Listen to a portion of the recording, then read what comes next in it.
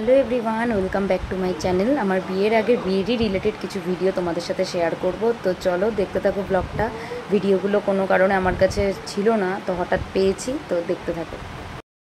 আমার ভীষণ ইচ্ছে ছিল যে আমি নিজের বিয়ের ব্লাউজে, ঠিক আছে, নিজে ওয়ার্ক করব। সেটা করছি এখন। এবার এতটা টেনশন নিয়ে না, বাবারে বাবা, একটা ভুল হয়ে গেছে আমার, যে আমি ওই শোন টাইপের হয় না, ওগুলো শোনই হয়, ওগুলো আনলে ভিডিওতে দেখেছি ওগুলো দিয়েই সবাই বসিয়ে দেয় সুন্দর করে, ঠিক আছে। তাও করছি এখন, দেখা যাক পুরোটা কমপ্লিট হোক, তারপর তোমাদেরকে দেখাবো। হাত দিয়ে একটু প্রবলেম হচ্ছে, কিন্তু একদম সময় নেই, একদম না। আজকেই কত তারিখ বলবো? আজকেই হচ্ছে 3 তারিখ। 3 তারিখ। 5-6 দিন টাইম আছে, কিন্তু তার মধ্যেও এখন বেরোনোর আছে। ওরে বাবা, এই তো একটু পরেই বেরোবো বলে দাদাকে পাঠালাম। এক মাসিকে ফোন করলাম, আমাদের বাড়ির কাছেই থাকে, যে শোন আছে কিনা। তো বললো আছে, হাতের কাছেই আছে। বললাম এক্ষুনি আমি পাঠাচ্ছি, তুমি তাহলে দিয়ে দাও।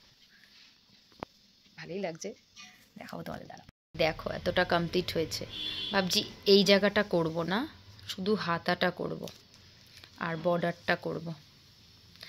এগুলো ওয়াটার ড্রপের ডিজাইনটাও এনেছিলাম, এটা ইচ্ছা আছে রিসেপশনের ব্লাউজটায় করার। আমার খুব ইচ্ছা আমি দুটো ব্লাউজেই হ্যান্ডওয়ার্ক করব। কমপ্লিট হয়ে গেছে একটা হাতের ফ্রন্ট সাইডটা। কি ভালো লাগছে আমার। আমি তো প্রথমবার করছি, আমি বারবার লটকানে আগে করেছি ছোট্ট মতো, যেহেতু হ্যাঁ, করে আগে এরকম করছি, দেখছি পড়ছে কিনা। তো যাই হোক, এটাতে আরও কাজ বাকি। এটা এইটুকুনি করবো আমি, এই জায়গাটা খালি রাখবো, কারণ নাহলে বেশি হিজিবিজি ভালো লাগবে না। শোন চলে এসছে, কিন্তু শোন দিয়ে ব্যাপারটাকে ধরতে এইভাবে করে, এইভাবে আজ বুঝতে পেরেছি।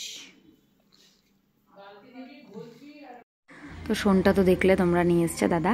আর পাওয়ার পরে আমার ব্যাপারটা খুব ইজি হয়ে গেছিলো।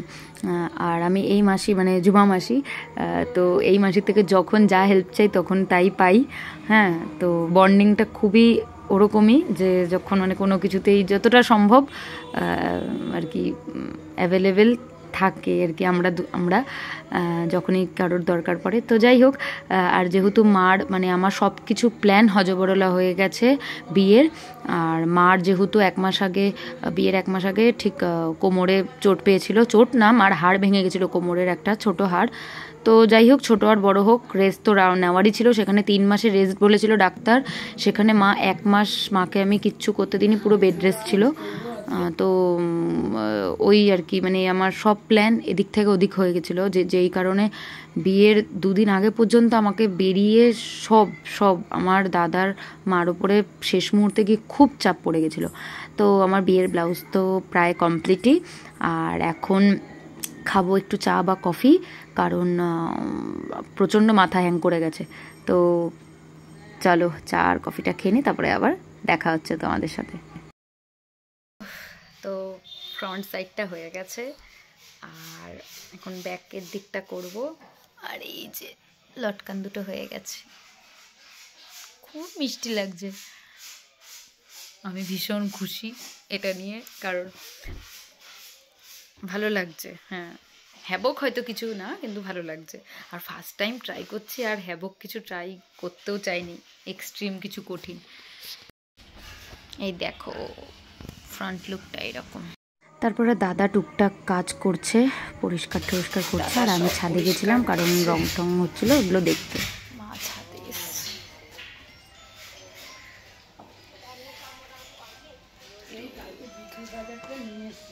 রঙের কাজ চলছে, এখনো বাকি।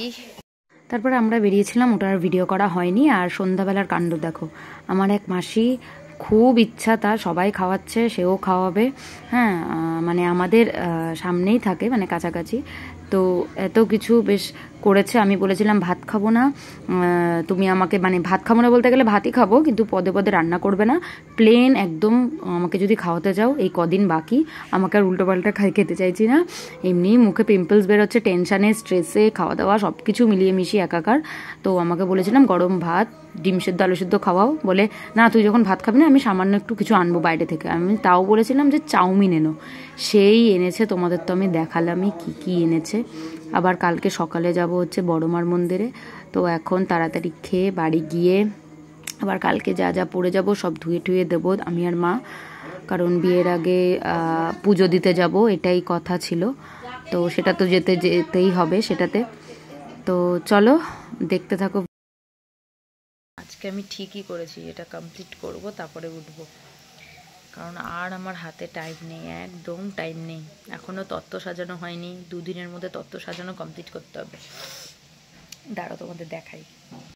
এই যে এখন ব্যাক সাইডটা হচ্ছে, ব্যাক সাইডে আমি এরকম দিয়েছিলাম, এটা এক্সট্রা, এটা তো লেস। ব্যাক সাইডটা হচ্ছে খুব রিক্সে বউ ভাতের ব্লাউজটা, মানে রিসেপশন যে হবে ওই ব্লাউজটা আমি আমার কাছে রেখে দিয়েছি। ওটাতে কাজ করব কি করব না আমি বুঝতে পারছিলাম না, মানে আমি চাইছিলাম বিয়ের ব্লাউজটা তো কাজ করবো, এটা কনফার্ম, কিন্তু বউ ভাতেরটা করবো কিনা। তারপরেও আমি ওয়াটার ড্রপ স্টোনগুলো হয় না, দেখাচ্ছি, এই যে এই ধরনের এইগুলো কিনে এনেছিলাম, যদি করি তো করি, নাহলে ঠিক আছে।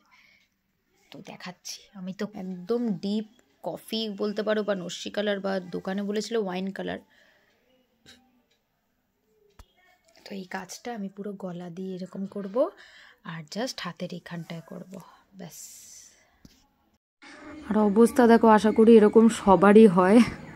আমি না এটাও রেকর্ড করে রেখেছি যে দেখ মানে কি অবস্থা হয়ে আছে চারিদিকে আলমারি। তো চলে এসেছি বড়মার মন্দিরে। উফ, তোমরা তো আশা করি সবাই জানো, এই এমন একটা জায়গা যেখানে আসলে মানে সমস্ত কিছু মনে হয় কি দূর হয়ে গেল, স্ট্রেস ততক্ষণের জন্য। আর জানি না কেন আমি যখনই আসি তখন মনে হয় কি এত কান্না আসে, কোনো কারণ থাক অকারণে খুব কান্না আসে। তো যাই হোক,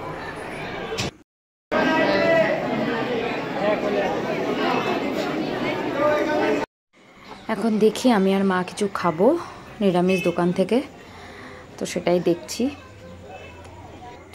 তো দেখতে দেখতে একটা দোকান পেয়ে গেছি। আসলে আগের মতন যেই দোকান থেকে খেতাম ওখানে তো এখন অনেক কিছু চেঞ্জ হয়েছে, তো দোকানগুলোও চেঞ্জ হয়েছে এদিক ওদিক।